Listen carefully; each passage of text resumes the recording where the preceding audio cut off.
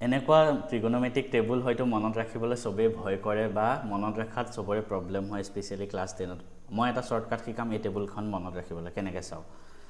sin 0 30 45 60 90 value উলিয়াব লাগে আমি কি কৰিম প্ৰথম কি কৰিম 0 ৰ পৰা 4 লৈকে লিখি ললো 0 1 2 3 4 ঠিক আছে তাৰপিছত সবকে আমি ডিভাইডেড বাই 4 কৰিম ডিভাইডেড বাই 4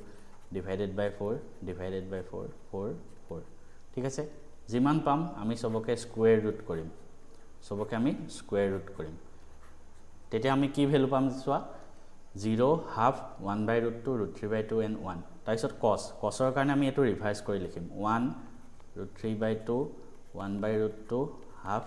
and 0 এটোৱে আমি উল্টাই কৰি লিখি দিছো তাৰপিছত 10 মানে হল sin by cos 0 by 1 0 তেনেকে লিখি দিয়া cosec মানে হল 1 by sin sec মানে হল 1 by cos cot মানে হল 1 by 10 তো গোটেখিনি লিখি দিয়াৰ পিছত এই ভ্যালুটো পাই যাবা ট্ৰিকটো কেনেকুৱা লাগিল কমেন্ট কৰিবা